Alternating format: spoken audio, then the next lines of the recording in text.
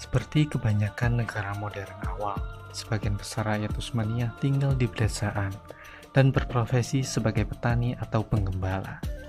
Sementara orang yang hidup di perkotaan mempunyai sistem hierarki yang lebih kental dengan membagi kelas seseorang berdasarkan pekerjaannya. Seperti kelas di bawah para keluarga istana adalah askeri atau kelas militer yang dibebaskan dari pajak dan mereka bergantung pada sultan untuk kesejahteraan mereka. Selain dari orang-orang militer, kelas askeri juga diisi oleh para birokrat dan ulama. Jika di dinasti Safawiyah memegang prinsip aturan agama lebih tinggi daripada syah, di dinasti Utsmaniyah sang sultan hanya menerima nasihat dari kepala ulama mereka. Di bawah para askeri ada kelas yang terkena pajak, yaitu raya. Kelas ini mencakup sebagian besar rakyat Ottoman, mulai dari buruh, pengrajin biasa, hingga pedagang atau saudagar.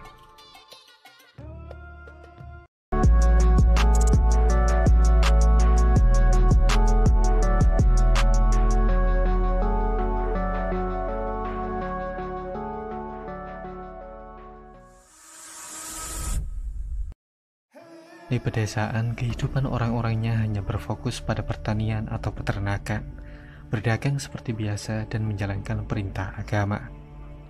Para laki-laki yang sehat biasanya juga menjalani wajib militer, meninggalkan para perempuan untuk mengelola rumah tangga, beternak, dan bertani.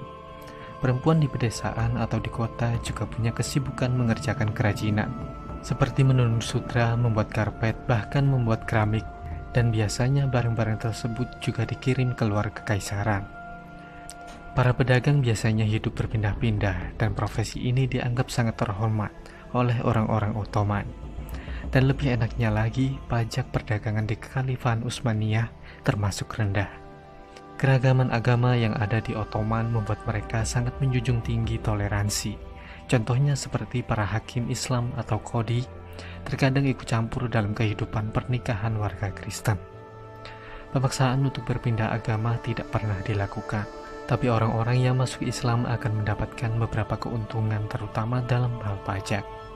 Banyak orang Yahudi yang mempertahankan keyakinan mereka, dan kebanyakan dari mereka datang ke Ottoman sebagai Sephardim, yaitu pengungsi dari pengusiran Iberia pada akhir abad ke-15 dan abad ke-16. Mereka ada yang berprofesi sebagai dokter, pedagang, bahkan pemungut pajak.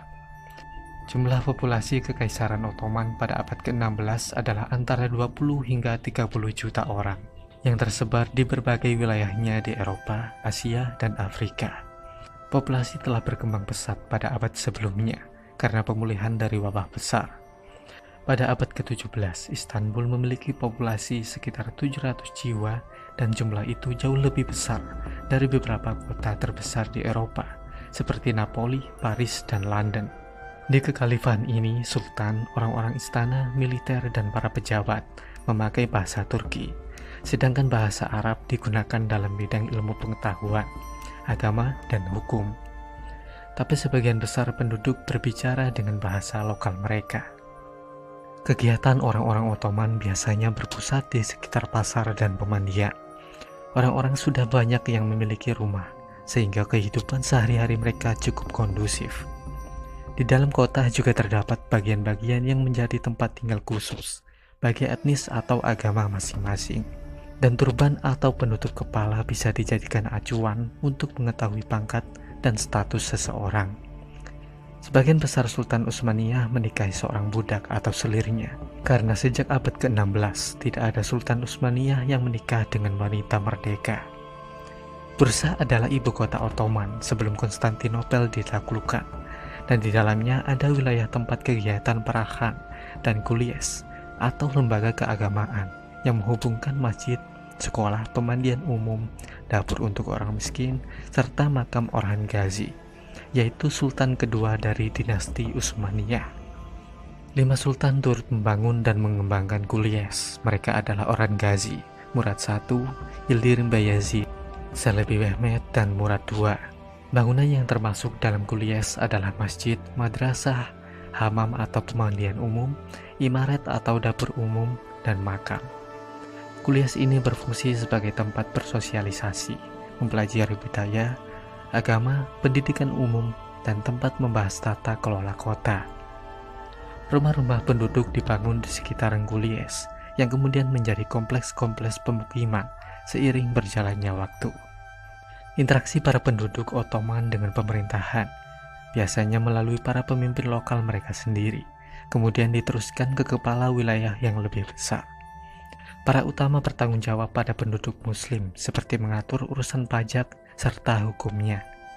Dan hanya orang Muslim yang boleh masuk ke dalam militer, seperti para Janissary, dan mereka akan dibebaskan dari pajak.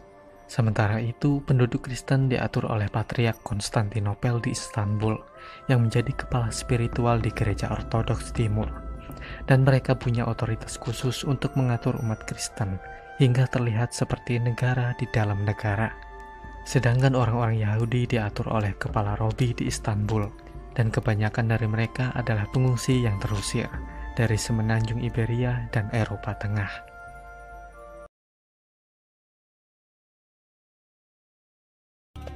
Selama berabad-abad, Ottoman selalu mementingkan rakyatnya. Sistem politiknya cenderung mengharuskan para pejabat dan perwira militernya untuk melindungi rakyatnya, khususnya dalam hal menjalankan agama, baik itu Islam, Kristen, dan Yahudi. Tapi aturan itu tidak selalu dipatuhi, bahkan terkadang ada warga Kristen atau Yahudi dianiaya atau dibunuh karena mereka punya keyakinan yang berbeda.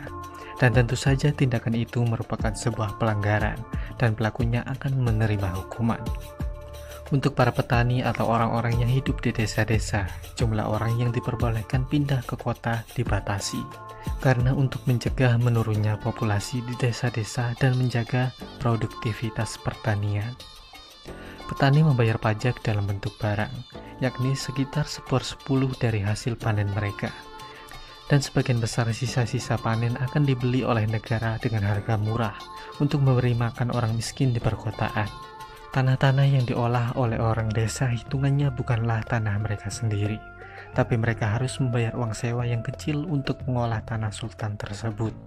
Kehidupan di kota memang menarik, apalagi beberapa penduduk perkotaan dibebaskan dari pajak dan iuran kerja tertentu, serta bebas dari tugas-tugas militer tambahan, seperti sebagai pengemudi gerobak militer atau tugas-tugas yang tidak perlu bertempur di medan perang.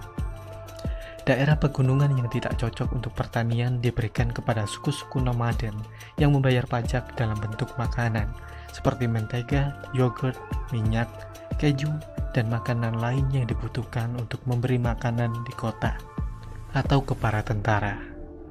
Perdagangan sangat berkembang di Ottoman, mengingat lokasinya yang strategis, yang berada di persimpangan 3 benua, Asia, Eropa, dan Afrika, sehingga para pedagang serta barang dari 3 benua tersebut singgah di Ottoman, dan hal ini sangat berpengaruh pada kemakmuran kekhalifahan dan rakyatnya. Selain perdagangan, militer Ottoman juga memainkan peran yang sangat penting dalam berkembangnya kekhalifahan, seperti kampanye-kampanye terkenal yang dipimpin oleh Sultan Sulaiman Agung. Secara umum diyakini bahwa kopi berasal dari Ethiopia atau Yaman, lalu minuman ini menjadi minuman populer di Ottoman pada abad ke-16 Masehi. Diperkirakan awal mulanya ketika pasukan Ottoman berhasil mengalahkan Mamluk pada tahun 1516 dan 1517. Lalu saat pasukan singgah di kota suci Mekah, mereka menemukan minuman tersebut, yang mana saat itu kopi sudah menjadi minuman populer di sana. Pada waktu minuman hitam itu baru populer, kedai kopi segera bermunculan di Istanbul dan kota-kota besar di Anatolia lainnya. Dan kedai-kedai itu menjadi tempat berkumpulnya para laki-laki. Tapi ketika kedai-kedai kopi menjadi tempat yang cenderung negatif dan mengakibatkan kecanduan, beberapa ulama mengatakan minuman ini sebagai minuman iblis dan menganggapnya sebanding dengan minuman anggur. Terlepas dari berbagai kontroversinya, kopi kemudian menjadi semakin umum pada akhir abad ke-16.